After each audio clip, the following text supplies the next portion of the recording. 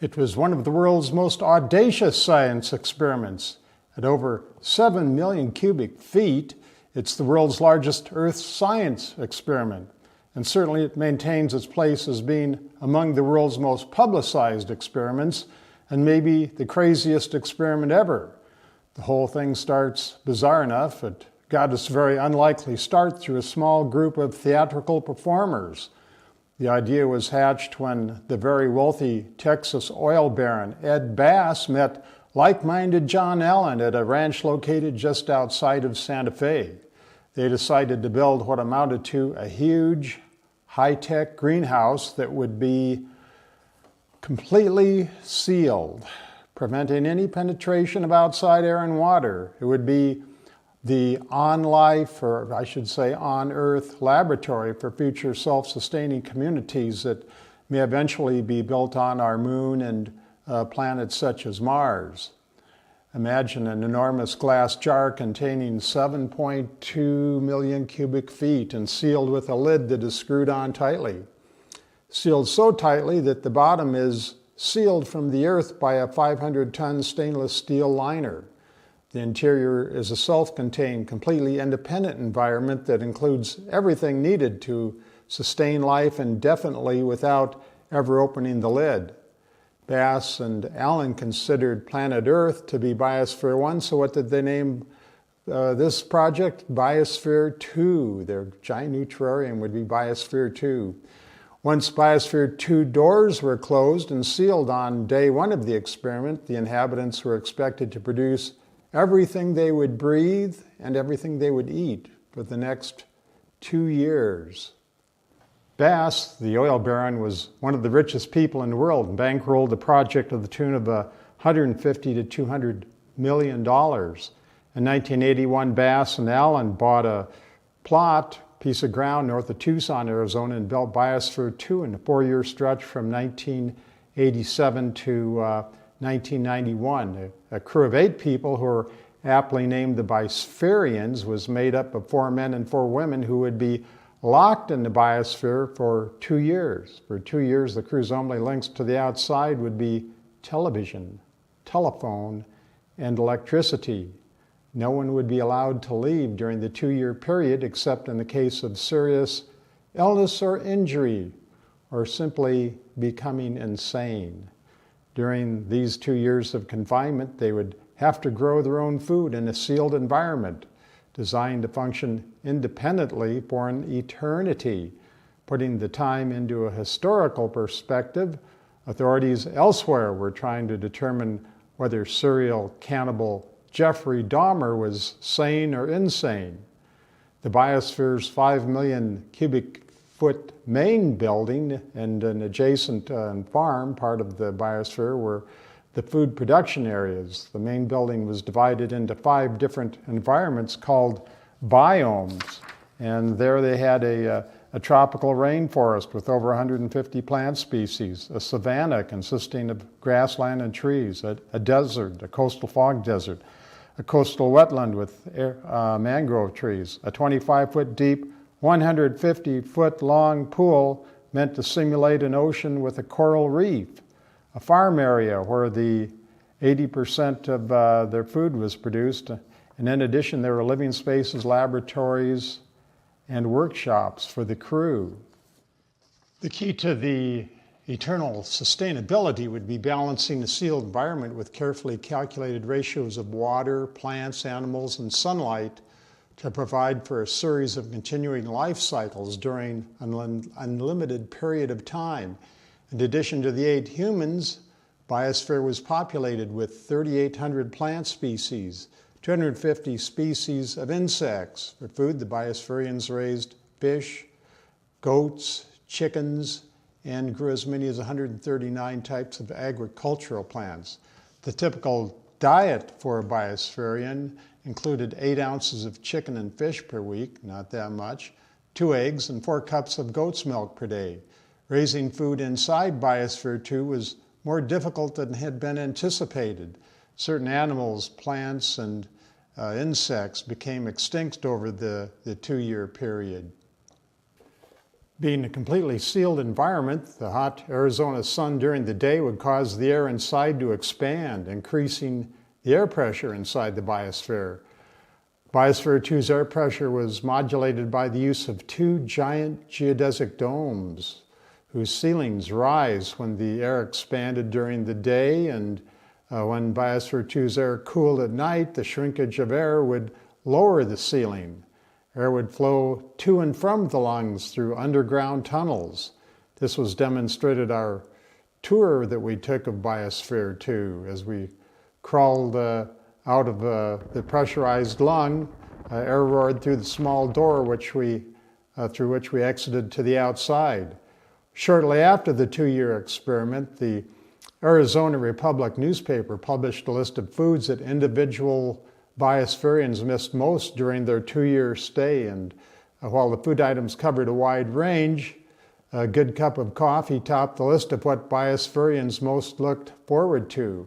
While the terrarium had 10 coffee trees, they provided enough beans to make just 1 to 2 pounds of coffee per year, nowhere close enough to satisfy the biospherians. To cleanse Biosphere's atmosphere, air was forced through thick beds of topsoil 5 times a day, with bacteria in the soil expected to cleanse the air of pollutants and consume much of the excess carbon dioxide. Water would evaporate and then rain down. It was originally anticipated that there would be no exchange of air with the outside world for the 2-year period, although twice during the stay, declining oxygen levels mandated oxygen being pumped from the outside into the biosphere atmosphere, breaking the scientists' goal of the inhabitants existing only on the environment that had been sealed inside the biosphere. Biosphere 2's oxygen, it was discovered, was depleted because of microbes in the rich soil consumed it faster than the plants could make it. Conversely, the carbon dioxide levels were increasingly at rates that were dangerously higher than the normal, and a mechanical scrubber was somehow at some time installed at some point. The biospherians were allowed to form romantic relationships and have sex, but pregnancies were not allowed because of the care and ethical problems involved with bringing a newborn into a science experiment and what they didn't have to think about going into this deal. But in reality, within the first year, the group had split into 2 factions, and certain people who had previously been intimate friends suddenly became implacable enemies, barely on speaking terms. The declining oxygen levels and the calorie-restrictive, nutrient-dense diet likely contributed to a low morale, and maybe that was part of the problem. From the standpoint of generating a cohesive and pleasant society, the experiment was considered a failure, although a good scientist never underestimates the value of a failure to learn from. Despite whatever gripes they had with each other, all 8 crew members stayed inside the Biosphere 2 for the whole 2 years, with one exception being a crew member who left for just a few hours to treat a badly cut finger. In a move that further jeopardized the experiment's credibility, she brought back a duffel bag full of items that was given to her by the project management. Even after the experiment was over, the upkeep of Biosphere 2 was hemorrhaging money.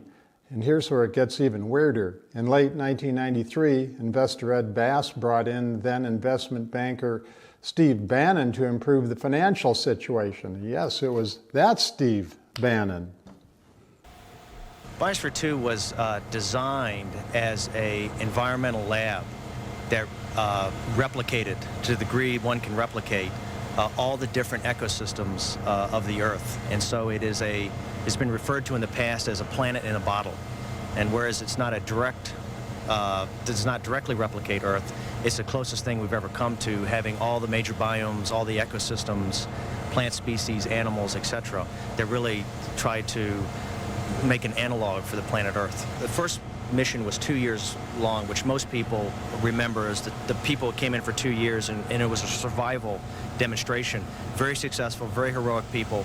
The second crew was 6.5 months. And now, the mission that we're on now is really more of a real-time science. Bernd and the operations people and our engineers are bringing this up to a level of control that has a very tight bandwidth of being able to control the atmosphere and the water, all of that, so we can do long-term scientific experiments. Yeah, also just to add to it, Biosphere 2 is much smaller than our planet, so all the systems here work on a much faster, more rapid... A lot of the scientists who are studying global change and studying the effects of greenhouse gases, many of them feel that the Earth's atmosphere in 100 years is what the Biosphere 2's atmosphere is today.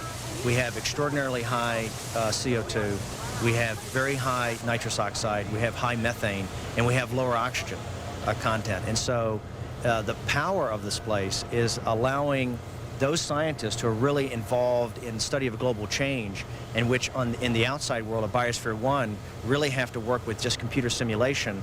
This actually allows them to study and monitor the impact of enhanced CO2 and other greenhouse gases on humans, plants, and animals.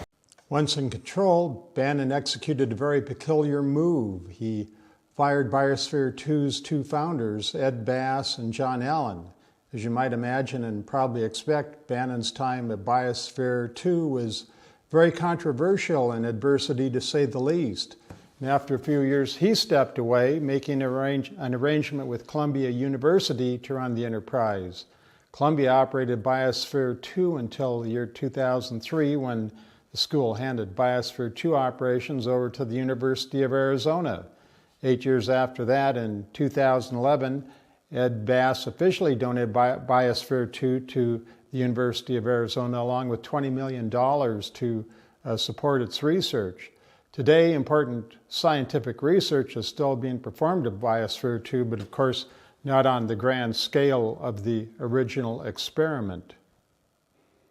Both John Allen and Ed Bass are alive today. The story of John Allen and his followers dates back before Biosphere 2 to the early 1970s, when Allen gathered a group of talented people who preferred an alternative lifestyle and formed them into a performance theater group. Before Biosphere 2, and in another instance of skill and creativity, this ecologically minded theater group decided to build a boat, or perhaps called a small ship, by themselves from scratch that would sail the world and study our ecology. Built on a beach and launched in 1975, the boat Heraclitus is still with us, having logged 270,000 nautical miles and visited 60 countries while exploring human culture and recording environmental changes. Fortunately, early on in the process, one of Allen's crew members understood the importance of their work and learned how to run a film camera. So all of this is well documented and available for your viewing. Thank goodness. It's such a story. I highly recommend you watch a wonderful film with many historical clips that document the journey of John Allen, his group, and the building of Biosphere 2. It is titled Spaceship Earth, and you can rent it on YouTube. You'll never see a more unlikely group of fascinating people succeed at such enormous projects. It is just an absolute incredible story. Today, the lessons of Biosphere 2 intersect with the efforts of Elon Musk to colonize Mars, and naturally lead us to the question as to whether it is the right time for humans to start the process of colonizing Mars. Basically, do we start spending the big money at this point? That's the very topic of another video we are releasing on YouTube concurrently with this one. The title of that video is simply, Should We Try to Colonize Mars? And spoiler alert, it doesn't seem like Elon has given us all the facts and information we need in arriving to a solid conclusion, but we've done some homework and we will give you our solid conclusion.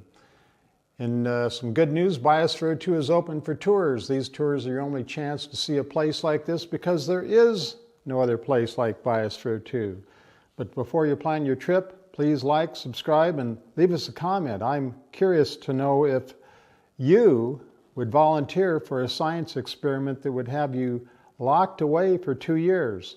I wouldn't, but thank goodness for those who did so. Thank you to each one of the 8 Biospherians. As for you, well, thanks for watching, and until next time, just be good to your neighbors.